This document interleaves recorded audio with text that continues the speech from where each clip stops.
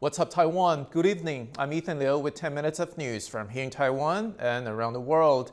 Immigration specialists say they've been getting up to 5 times more calls from people looking to pack up and leave Taiwan for good. The interest spiked after U.S. House Speaker Nancy Pelosi visited the country. As Eric Gao reports, most people say they want to leave for some reasons of security. U.S. House Speaker Nancy Pelosi's visit to Taiwan in early August grabbed international headlines, but it also triggered large-scale Chinese military exercises. It was the highest-level visit by a U.S. official in 25 years, made over the objections of Beijing, which saw it as a breach of its sovereignty claims over Taiwan. It also had a less obvious side effect: increased interest in Taiwan about immigrating to the United States. Nancy Pelosi 访台以后，她走了那个礼拜，真的是很可怕，因为电话是真的是3倍5倍的。前2年的疫情是真的都是没人问，也没人打电话来，因为大家连旅行都不敢，更不会想到移民了。Immigration workers say the uptick in interest is because of concerns about Taiwan's security. 我不想要当第2个乌克兰，好，我不想要当第2个香港。有钱有实力的人很可能就会选择移民，你等于是帮你买了一个第2个保单的概念。Immigrating to the U.S. now could pay off in just a few years, with the option of getting a resident green card. The U.S. is the top choice, but there's also interest in regional neighbors like Singapore and Malaysia. Rick E. and Eric Gao for TaiwanPlus. The United States is mulling new sanctions against China, according to a report released by the news agency Reuters. Quoting sources familiar with the matter, it says the package is meant to deter Beijing from invading Taiwan. Washington is reportedly in talks with the EU to encourage Europe to take similar action. At the same time, Reuters reports that Taiwan's representative office in Washington, D.C. on Tuesday hosted some 60 lawmakers from Europe, Africa, and Asia seeking support for sanctions from their governments on China. The EU's chief diplomat, Josep Borrell, has criticized recent Chinese live-fire drills around Taiwan, saying visits here, quote, should not provoke military drills or ballistic missile launches. Borrell made the comments during the European Parliament debate on Chinese provocations toward Taiwan in the aftermath of Pelosi's visit to Taipei last month. Parliamentarians from 10 EU states and across the political spectrum took part in the debate where broadly condemned heightened Chinese aggression and intimidation. Chinese President Xi Jinping is on his first overseas visit since the pandemic began. He's traveling to Kazakhstan and Uzbekistan, where he'll meet Russian President Vladimir Putin on the sidelines of a summit for the Shanghai Cooperation Organization, or SCO. James Chater has more details. In the Uzbek capital Tashkent, Chinese President Xi Jinping looks out from newspapers' front pages. China's leader is in Central Asia and will soon travel to Uzbekistan on his first overseas trip since the pandemic began nearly 3 years ago.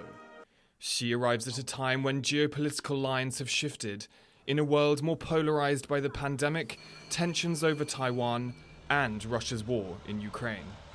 In Uzbekistan, Xi will meet with Russian President Vladimir Putin in person for the first time since Moscow invaded its neighbor. If there is one thing that China and Russia are on the same page when it comes to the war in Ukraine, is that these two countries right now are trying to change global order. With that as a goal, the setting of their meeting is significant. The summit of the Shanghai Cooperation Organization, or SCO, an organization which Moscow says shows an alternative to the world order led by the West. The SCO was founded in 2001 and has 8 member states, including China, Russia, India, and Pakistan. Its members account for roughly 40% of the world's population. China's foreign ministry emphasized that both the location and timing for Xi's first overseas trip in nearly 1,000 days are deliberate.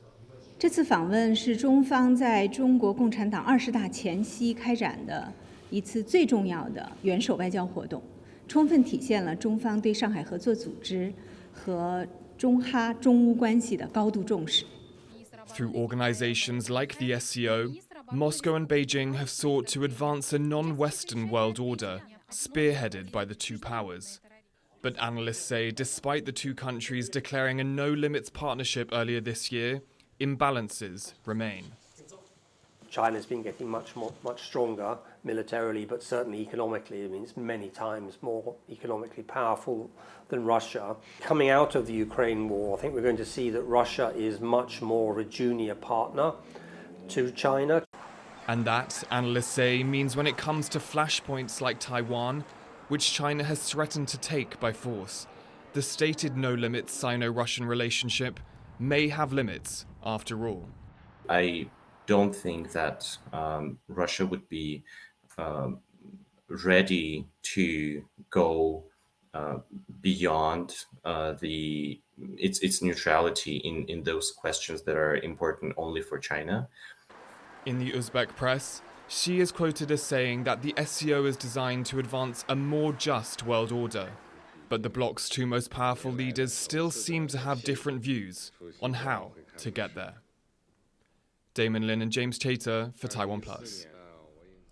President Tsai has traveled to the Army's Weapons Development Center to inspect Taiwan-made armored vehicles. The CM-34 is the latest model of Taiwan's Clouded Leopard armored cars. Tsai says the vehicles are part of Taiwan's push to become more militarily self-sufficient as the country faces a growing threat from China.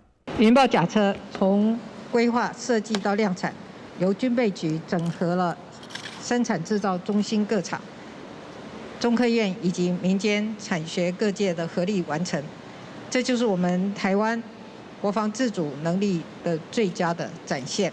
拥有坚实的国防实力，台湾才能拥有真正的和平，而国防自主正是其中重要的关键。 Japan is easing its COVID-19 travel restrictions. Tokyo's representative office in Taiwan is now allowing people to apply for visas online instead of going to the office in person. E-visas are available for business, education, family visits, and tourism, but tourists will still need to be certified by a Japanese travel agency first. Japan is expected to lift its arrival quota and resume its visa waiver program sometime in October. Taiwan's foreign ministry says China has once again pressured an international event to diminish the country's visibility. Miss Universe beauty pageant contestants were at the 2022 World Congress on Innovation and Technology in Malaysia on Tuesday, representing their countries. Among them was Miss Taiwan, Gao Manrong.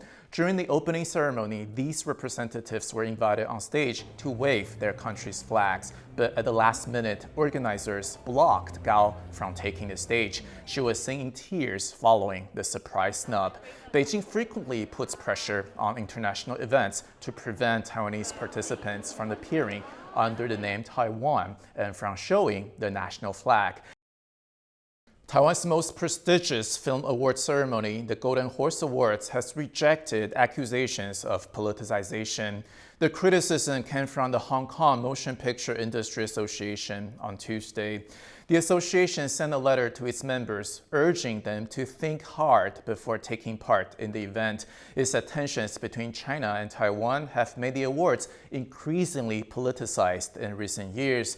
The Golden Horse Awards replied, saying they have always encouraged openness, freedom, and fairness, and welcome Chinese language films from all regions. The Golden Horse Awards have traditionally been viewed as the Oscars of Chinese language films, but movies from China have largely been absent in recent years due to a boycott by Beijing.